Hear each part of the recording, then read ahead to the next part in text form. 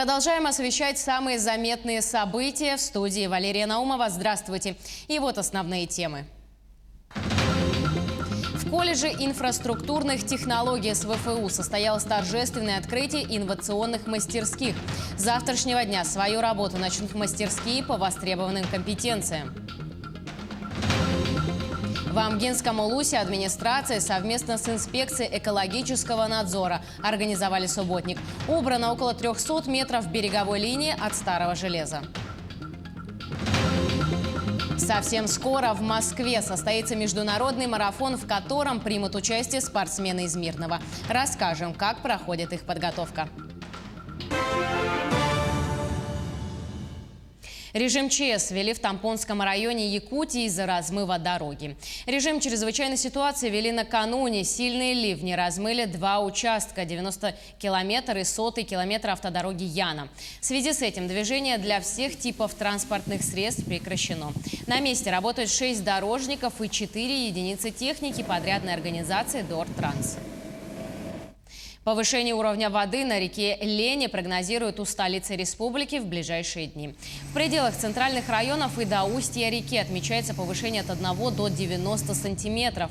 У Якутска 2-3 сентября уровень воды достигнет отметку 430-460 сантиметров над нулем поста. Ожидается подтопление пониженных участков сенокосных угодий, расположенных на островах, на 10-20%. Также максимум дождевого паводка сформировался в Алекминском районе. Пострадавшим от лесного пожара сельским хозяйством села Бяскёль началась выдача денежной компенсации из резервного фонда республики. Так направлена финансовая помощь на сумму 59 миллионов рублей. Из них 45 миллионов поступило на счет фермерского хозяйства Алексея Петрова. Также 4 миллиона 900 тысяч рублей направлено на строительство коровников и лично подсобным хозяйствам. Помимо этого предусмотрено 9 миллионов рублей на приобретение сельхозтехники, которая была уничтожена во время лесного пожара. Как информировали из Минсельхоза региона, также будет возмещение затрат на покупку и перевозку сена. Напомню, в селе Бяскёль в результате пожара ущерб перенесли 26 хозяйств. Огнем было уничтожено 10 скотопомещений общей мощностью 223 места, почти 10 километров изгороди и 213 тонн сена. Подрядчик Хангалас Туту приступил к работе по строительству коровника Петрова Алексея. По частникам коровника под руководством министра Александра Атласова работала комиссия. Мы закрепили наши подведомственные предприятия Минсельхоза каждому пострадавшему. Пострадавшие будут покупать согласно тех денег, которые направлены на помощь, материалы будут покупать, а в частности в работе, как бы строить, это будет помогать наши подведомственные предприятия. Сейчас выводим кормовую единицу по целом по Бяскёлю, и по нашим подсчетам нужно завести где-то 1000 тонн сена извне поселка Бяскёль.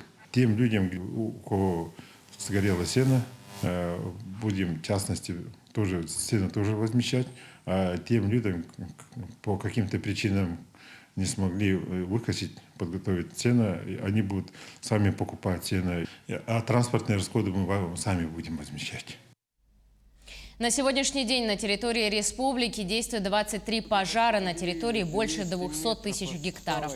Тушится 6, локализовано 3 и ликвидировано 14. Обнаружено 2 новых очага возгорания. Всего на тушении задействовано 296 человек и 35 единиц техники. Для тушения лесных пожаров, мониторинга обстановки и передислокации личного состава на территории республики привлекалось одно воздушное судно от МЧС. Выполнено 2 вылета и передислокация. 17 человек. Приближенных и угрожающих населенным пунктам пожаров нет. Работы по тушению лесных пожаров продолжаются на территориях 4 районов. Это Вилюйский, Усть-Майский, Чурапчинский, Сунтарский. Также по мере стабилизации обстановки выбывают лесопожарные силы, которые привлекались извне. Сегодня запланирован вывод инженерного батальона, который привлекался по линии Министерства обороны Дальневосточного федерального округа. На сегодняшний час угроз населенным пунктам и объектам экономики не отмечается. К другим темам. В колледже инфраструктурных технологий Северо-Восточного федерального университета состоялось торжественное открытие инновационных мастерских по IT-компетенциям. Оборудованные помещения на сумму 40 миллионов рублей были подготовлены за счет гранта конкурса Министерства просвещения России в рамках реализации национального проекта образования. Так, с завтрашнего дня свою работу начнут мастерские по таким востребованным компетенциям, как веб-дизайн и разработки, сетевое и системное администрирование, информационно-кабельные сети и корпоративная защита от внутренних угроз информационной безопасности. Сегодня нужны специалисты во всех наших организациях. Мы видим необходимость в специалистах, которые как минимум разрабатывают сайты для наших организаций, создают инфраструктурные сети, обеспечивают безопасность работы сети наших организаций. Таких специалистов действительно не хватает, большой дефицит. И сегодня мы, создавая эти мастерские, даем как раз-таки толчок этому движению. В учреждениях здравоохранения идет углубленная диспансеризация перенесших ковид. На бесплатное обследование приглашают граждан после 2 месяцев выздоровления. Притом сначала тщательный медосмотр проходят те, кто перенес коронавирус в средней и тяжелой форме. Сейчас в поликлинике номер 1 Якутска углубленное обследование прошли более 200 человек. По словам медработников кабинета профилактики, один врач должен обследовать 150 постковидных пациентов. Диспансеризация состоит из 2 этапов. Сначала для выявления патологии органов дыхания пациенту предлагается тест 6-минутной ходьбой. Потом сдает биохимический анализ и делает рентген-снимок. А второй этап диспансеризации включает тщательное исследование сердца, сосудов и органов дыхания. Я пришла на диспансеризацию. Вот, Мария Николаевна, беру сейчас направление, буду проходить все анализы, проверять свое здоровье. Так как я в июне переболела ковидом. Но ковид у меня прошел почти бессимптомно, потому что у меня проставлена вакцина. Я проставила и первую, и вторую. Сейчас вот нашла время, прибежала для того, чтобы проверить свое здоровье более углубленно. Этот кабинет забора анализа крови, отделение профилактики, он работает с 8:30 до 11. В порядке где-то 25-20 человек проходит в день. Я беру постковидных и диспансеризацию. Постковидные сдают биохимию, общий анализ крови и на гемостаз. Плюс к этому могут добавить ифаноковид, на антитела сдают, онкомаркеры, гепатит, ВИЧ и другие. Пандемия COVID-19 продолжает сказываться и на образовательном процессе, как в школах, так и в вузах. Теперь руководство российских вузов сможет самостоятельно решать, вводить ли удаленное обучение для студентов. Если позволяет эпидемиологическая ситуация, учащиеся будут иметь возможность посещать занятия очно. Вместе с тем сотрудники высших учебных заведений вправе, если сочтут необходимым, требовать заселяющихся в общежитие справку о вакцинации от коронавируса или медицинский отвод, а также организовать мобильные прививочные пункты на территории учреждения.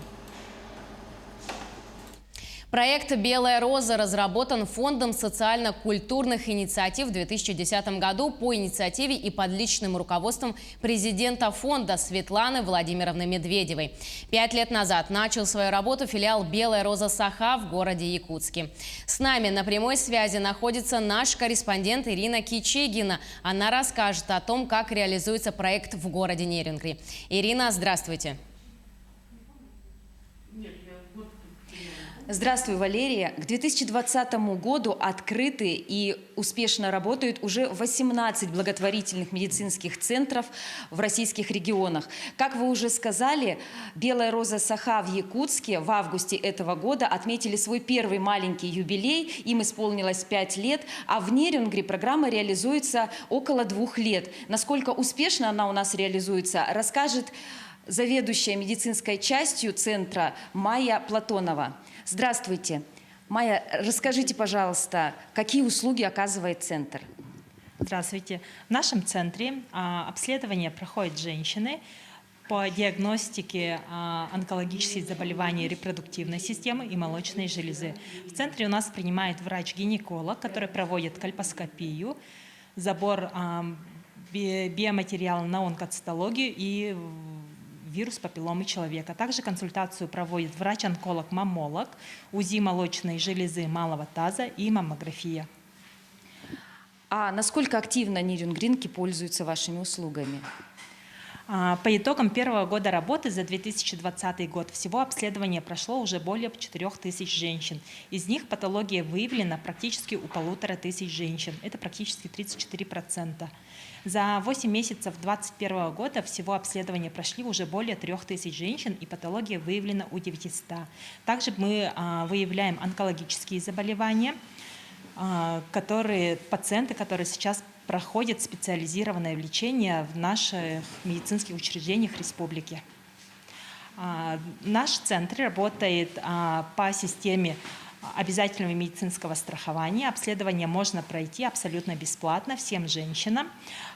И ждем всех женщин в нашем центре. Спасибо большое. Берегите свое здоровье. Вовремя обращайтесь за консультацией к специалистам. Возможно, это сохранит кому-то жизнь и вовремя позволит назначить необходимое лечение. К тому же 2021 год, я напомню, в республике объявлен годом здоровья. Валерия. Благодарю, Ирина, за полную информацию. Желаем процветания медицинскому фонду в Нерюнгри. А я напомню, что с нами на прямой связи был наш корреспондент Ирина Кичигина.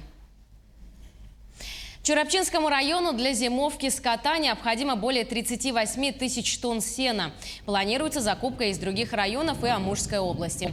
По словам руководителя управления сельского хозяйства района Александра Сивцева, заготовлено более 18,5 тысяч тонн сена, что соответствует 51% от плана. В том числе почти 3000 тонн заготовлены мобильными бригадами. Также он отметил, что заключены договоры по закупке почти 3 тонн сена из районов республики. Планировалась закупка из села Сеты Кобяйского района, однако из-за лесных пожаров там могут заготовить лишь половину от запланированных объемов. Недостающую часть сена район будет закупать из Амурской области. В Амгинском улусе администрация совместно с инспекцией экологического надзора организовали субботник. В мероприятии мужчины с организацией и школ Наслега объединили усилия, чтобы очистить от мусора берег родной реки. Техникой помогли и организации. В этот день мужчины убрали около 300 метров береговой линии от старого железа. Воспользовавшись тем, что уровень воды в реке сильно понизился, участники субботника извлекли со дна поддоны и катанку, которые годами копились и лежали, и тем самым мешали отдыхающим рыбакам. Катанку, затонувшие поддоны. Они здесь появились со времен СССР. По-моему, в 1994 году приходила последняя баржа в райпо. Привозила продовольствие, консервы, муку. И вот раньше все скидывали, значит, оставляли весь этот хлам на берегу. И вот сегодня мы, значит, общими усилиями большую часть убрали. Это, думаю, первый этап у нас. Второй этап. Хотелось бы, конечно, здесь берег облагородить, завести гравий или песок, чтобы было какое-то место отдыха и для рыбаков, и для отдыхающих. Закончим наш выпуск новостями спорта.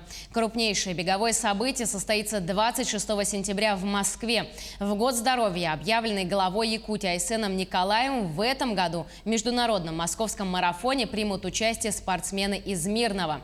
Команда из 6 человек уже начала к нему готовиться. Как проходят их тренировки, расскажем в сюжете.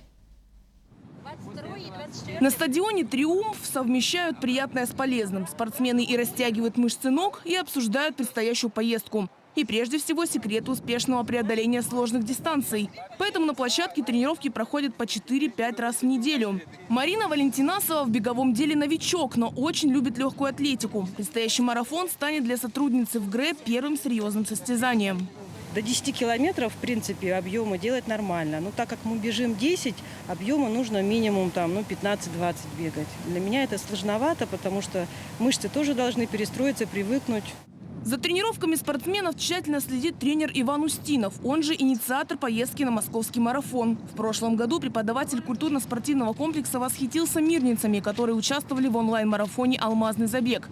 Пробежали за неделю более 200 километров.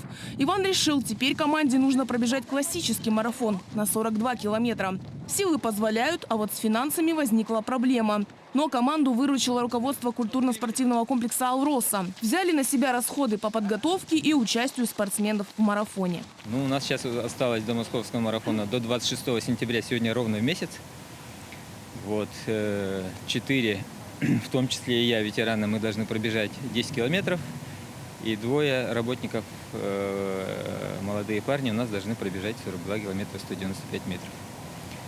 Все они тренируются по своему плану. Я пишу план не всем, но у них есть свои некоторые тренера, у ребят есть. Некоторым я пишу планы, корректируем. Тренироваться на стадионе «Триумф» по часу-полтора атлеты будут вплоть до 26 сентября. А после, когда марафон закончится, команда возьмет курс на новые планы. Кристина Каширина, Карина Лопатина, Кирилл Шолохов, телеканал «Алмазный край». На этом у меня все. Мы следим за развитием событий. Оставайтесь с нами.